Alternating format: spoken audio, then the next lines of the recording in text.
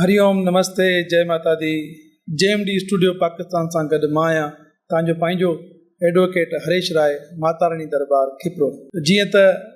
हिन संसार में हर माण्हू जनम वठे थो ऐं जनम खां पोइ पंहिंजी जीवन यात्रा पूरी करे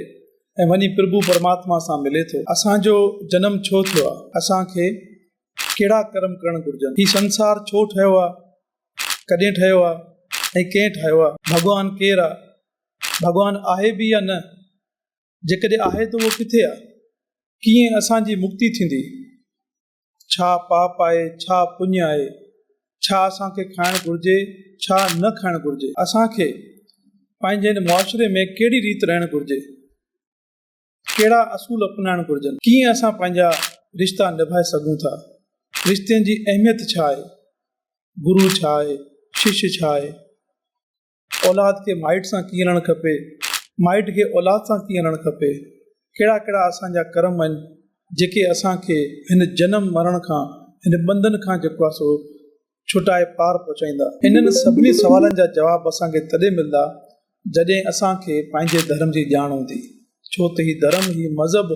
असांखे सेखारीनि था त कीअं असांखे जेको आहे सो संसार में जेको सो हलणो आहे। जीअं त JMD वेलफेयर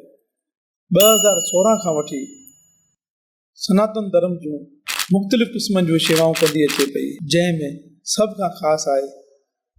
असांजी JMD पाठशाला, जेका 2016 खां वठी ॿारनि में सुठा संस्कार ॾियण सां गॾोगॾु धर्म जी ॼाण ॾियण में मसरूफ़ आहे, जंहिंमें असां हर हिकु ॿार खे गीता जो ज्ञान, रामायण, असांजा वेद, शास्त्र, पुराण, पुस्तक ऐं संतनि जूं वाणियुनि खां हर हिकु ॿार खे वाक़ुफ़ु करायो आहे। त बदिलंदड़ वक़्त खे ॾिसी करे JMD पाठशाला हाणे डिजिटलाइज़ थियण वारी आहे। हाणे जेका पाठशाला हलंदी उहा डिजिटल थी हलंदी। इन डिजिटल पाठशाला में हर उमिरि जो माण्हू हिसो वठी सघे थो, चाहे उहो नंढो आहे, चाहे उहो वॾो आहे, चाहे उहो बूढ़ो आहे, चाहे उहो औरत आहे, चाहे उहो मर्द आहे, चाहे दुनिया जी कहिड़ी बि कुंड में वेठो आहे, JMD डिजिटल पाठशाला में हू घर वेठे इहा ॼाण हासिलु करे सघंदो त असांजो धर्म छा आहे। चाहे तव्हां मोबाइल यूज़ कंदा हुजो, चाहे तव्हां लैपटॉप यूज़ कंदा हुजो, चाहे तव्हां टैबलेट यूज़ कंदा हुजो, चाहे तव्हां कंप्यूटर यूज़ कंदा हुजो, चाहे तव्हां TV छो न यूज़ कंदा हुजो, तव्हांखे पंहिंजे घर वेठे जेको आहे सो हाणे मिलंदी JMD पाठशाला जे तरफ़ां धर्म जी ॼाण। उन सिलसिले में रजिस्ट्रेशन जो सिलसिलो शुरू थी चुको आहे। तव्हांखे कमेंट बॉक्स में हिकिड़ो लिंक मिलंदो, उन लिंक खे तव्हां जेको आहे सो क्लिक करे पंहिंजो फॉर्म भरे सघो था ऐं तव्हांखे पंहिंजे मोबाइल ते, पंहिंजे कंप्यूटर ते, पंहिंजे लैपटॉप ते, पंहिंजे टैबलेट ते तव्हांखे हिकिड़ो पेपर मिलंदो। उहो पेपर तव्हांखे जेको आहे सो पंहिंजे टाइम ते ॾियणो आहे ऐं उन सां गॾोगॾु मुख़्तलिफ़ क़िस्मनि जे मुक़ाबलनि में शामिलु थी करे तव्हां खटे सघो था घर वेठे लाखनि रुपए जा इनामात। हिन स्क्रीन ते तव्हांखे हिकिड़ो WhatsApp जो नंबर मिलंदो, उन नंबर ते तव्हां जेकॾहिं WhatsApp ते जेकॾहिं तव्हां राब्तो करणु चाहींदा त असांजी टीम जेका तव्हां सां राब्तो करे तव्हांखे हिकु लिंक मोकिलींदी, उन लिंक खे तव्हां क्लिक करे पंहिंजो फॉर्म भरे सघो था ऐं पंहिंजे पाण खे JMD डिजिटल पाठशाला में रजिस्टर कराए सघो था। ऐं तमामु जल्दी तव्हांखे ऑनलाइन ज़रिए हिकिड़ो पेपर ॾिनो वेंदो जेको तव्हां हल करे उते सबमिट कंदा ऐं तव्हां मुक़ाबले में शामिलु थी वेंदा।